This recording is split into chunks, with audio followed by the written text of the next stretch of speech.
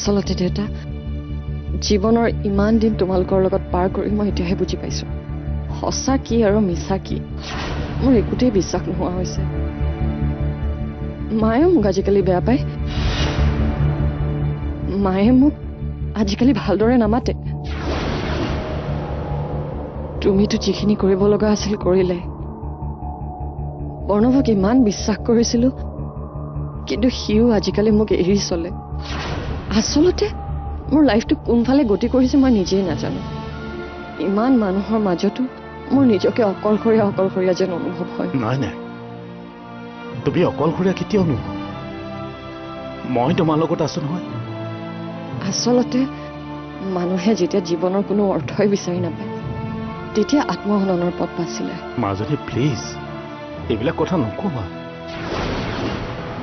তোমাৰ অবিহনে মোৰ জীৱনটোত একোৱেই নাই মই তোমাক ৰিকুৱেষ্ট কৰিছো মোক অলপ সময় দিয়া মই সকলো ঠিক কৰি দিম আৰু দেউতা হিচাপে যদি তুমি মোক অকণমানো সঁচা ভাল পোৱা তেতিয়াহ'লে প্লিজ এইবিলাক কথা মনলৈ নানিবা প্ৰয়োজন হ'লে মই বৰ্ণৱৰ লগত কথা পাতিম কিন্তু মাজনী মই তোমাক এনেকৈ অশান্তিত থকাটো চাই থাকিব নোৱাৰো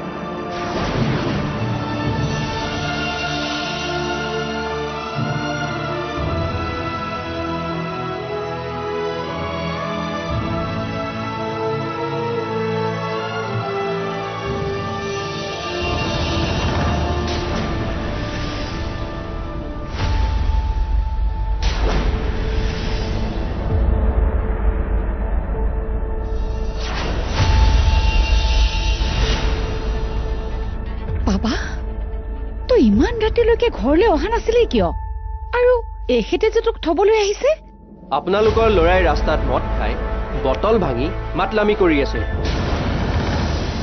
ভাল ঘৰৰ লৰাই এনে আচৰণ কৰিলে ভাল নালাগে আজি এওক মই এৰেষ্ট কৰি থানালৈ লৈ যাব পাৰিলোহেঁতেন কিন্তু তাকে নকৰি আপোনালোকৰ ঘৰলৈ লৈ আহিছোঁ আপোনালোকক মই আজি লাষ্ট ৱাৰ্ণিং দিছোঁ ভৱিষ্যতে যাতে এওক কথাবোৰ বুজাই দিয়ে নহ'লে কিন্তু কথা ভাল নহ'ব বৰ্ণৱ এতিয়া নিচাত আছে তেওঁক এতিয়া বুজাই লাভ নাই কাৰণে ঘৰলৈ লৈ আহিছোঁ সুস্থ অৱস্থাত থকাসকলে যাতে কথাটো ভালকৈ বুজি লয় বাৰে বাৰে মই আৰু আপোনালোকক বুজাবলৈ আহিব নোৱাৰিম এইবাৰৰ পৰা নহ'লে মই কথাবোৰ থানাতহে বুজাম আহিছোঁ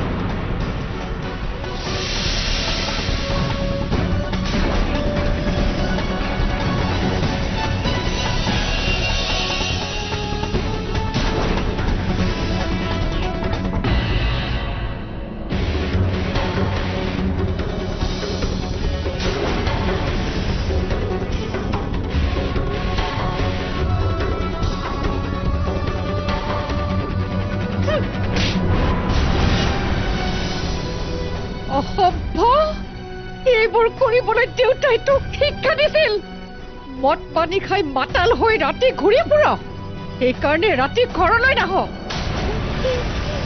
মই তোৰ চিন্তাত মৰিছো আৰু তই এইবোৰ কৰিছ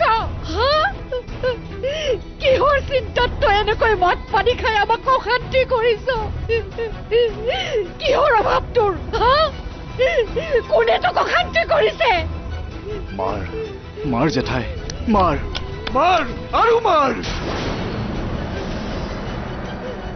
তই যি দেখিছ সেয়াই সঁচা মই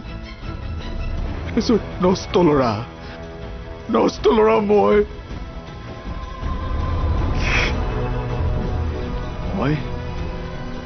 মই আৰু ভাল নহওঁ কি আছে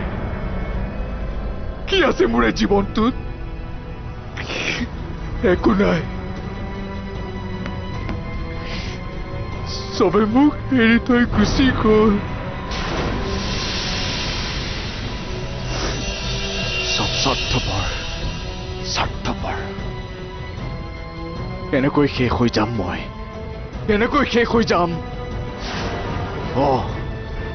মই উচ্চাকাংক্ষী ডাঙৰ ডাঙৰ সপোন দেখো আৰে উচ্চাকাংক্ষী হোৱাটো আৰু সপোন দেখাটো মোৰ ভুল নেকি দাদা বিনয় সি এতিয়া সুস্থ অৱস্থাত নাই তাক ভিতৰলৈ লৈ যা সি কি কৈ আছে নিজেই নাজানে যা দাদা এই দে মোক এই দে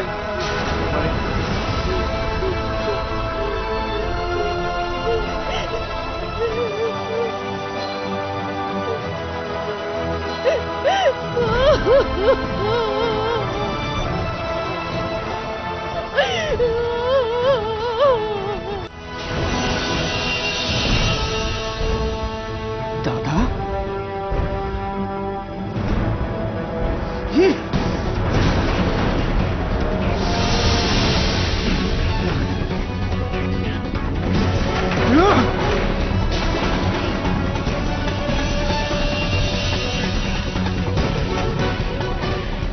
বাইদেউ বাইদেউ বাইদেউ দাদাই নিচাতে ৰুমৰ বস্তুবোৰ ভাঙিছে কি? কি কৰি আছে নিজেই ক'ব নোৱাৰে তই একো নকবি তাৰ যি মন যায় কৰিবলৈ দে ঘৰখন তাক জ্বলাই জ্বলাই শেষ কৰিবলৈ দে বা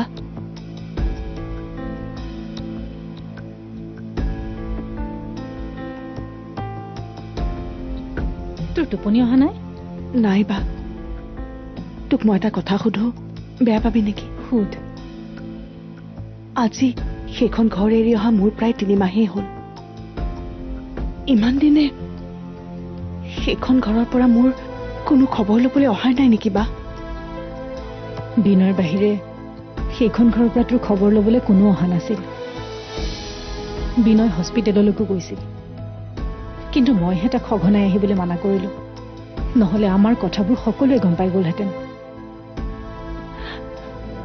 মানুহবোৰ ইমান আত্মকেন্দ্ৰিক কেনেকৈ হ'ব পাৰে বা মানৱতাৰ খাতিৰত হ'লেওতো মোৰ কোনোবাই খবৰ ল'ব পাৰিলে হয়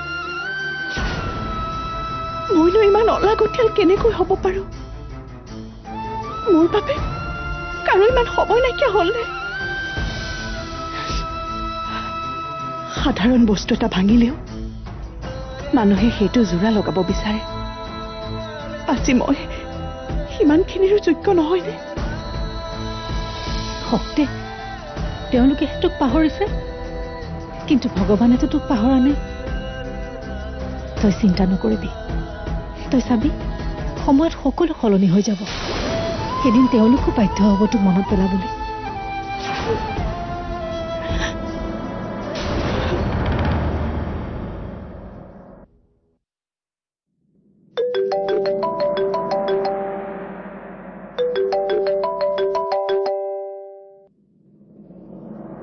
হেল্ল' গায়ত্ৰী কোৱাচোন তুমি কান্দিছা কিয় হেৰা তুমি কালিলৈকে ঘৰলৈ আহা হঠাৎ কি হ'ল কোৱাচোন বাবা আৰু আগৰ বাবা হৈ থকা নাই মানে তুমি আহিলেই সকলো দেখিবা তাৰ ৰূপেই বেলেগ আজিকালি সি মদ পানী খাই আহি কাক কি ব্যৱহাৰ কৰে নিজেই নাজানে পুলিচে আহি ঘৰত থৈ যাবহি লাগে এইবোৰ মই কি দেখিছো মই নিজে নাজানো মোক সি বেয়া ব্যৱহাৰ কৰিছে ৰ'বা ৰ'বা তুমি কন্দা নকৰিবা মই আছো নহয় সকলো ঠিক হৈ যাব মই কাইলৈকে ঘৰলৈ গৈ আছো তুমি সোনকালে আহা মই আৰু এইবোৰ চাই থাকিব নোৱাৰো এইবোৰ দেখিবলৈকে মই তাক তুলি তালি ডাঙৰ দীঘল কৰিলো ঘৰখন একেবাৰে শেষ কৰি পেলালে নেকান্দিবা গায়ত্ৰী মই কৈছো নহয় সকলো ঠিক হৈ যাব এতিয়া সি যি কৰে কৰক মই গৈ পেলাই তাৰ লগত কথা পাতিম ঠিক আছে ঠিক আছে দিয়া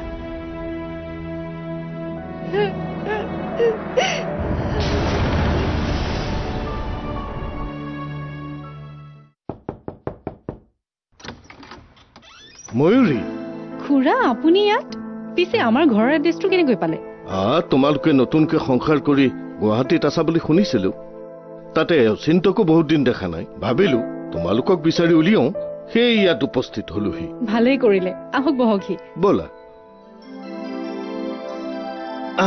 পিছে খুৰা আমাৰ ঘৰটো উলিয়াওঁতে আপোনাৰ অসুবিধাটো হোৱা নাই নাই তোমালোকৰ ঠিকনাটো মোক বিনয়ে দিলে সেইদিনাখন অৰুন্ধতীক বিচাৰি মই খুৰাহঁতৰ ঘৰলৈ গৈছিলো তাতে গম পালো অৰুন্ধতী বোলে তাৰ পৰা গুচি অহা বহুদিনেই হ'ল। হয়, তাৰেই সূত্ৰ ধৰি মই আজি তোমালোকৰ ঘৰত।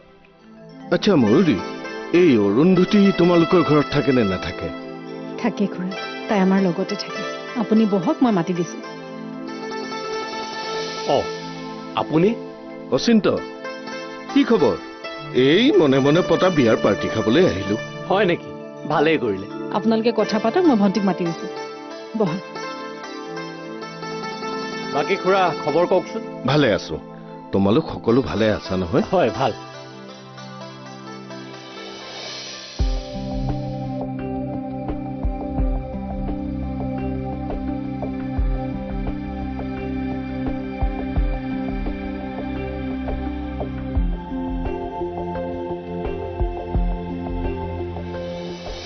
বিনয়, বিনয়, বিনয়, জেঠাই ক'ত? আছে চাগে ভিতৰতে। তই তেনেকৈ কলি যে? ভালকে ক'বলৈ ঘৰখনৰ পৰিৱেশটো ভাল হৈ থাকিব লাগিব নহয়। ইমান দিনে মই আপোনাৰ এইবোৰ কথা একো কোৱা নাছিলোঁ। কালি বাইদেৱে আপোনাৰ অৱস্থাটো নিজেই দেখা পাইছে। মদ খাই অহা কথাটো গম পাই কালিৰে পৰা কান্দি আছে। ভাত পানী একো খোৱা নাই। অকল বাইদেৱেই নহয়, ঘৰখনৰ কোনেও একো খোৱা নাই। ককাই এইবোৰ দেখি দেখিয়ে গুচি গ'ল। এতিয়া বাইদেউ বেছি দিন নাথাকে আৰু মই এখন ঘৰ এৰি থৈ গুচি যাম। তাৰ পাছত আপুনি সেইবোৰ খাই লৈ যি ইচ্ছা তাকেই কৰি থাকিব।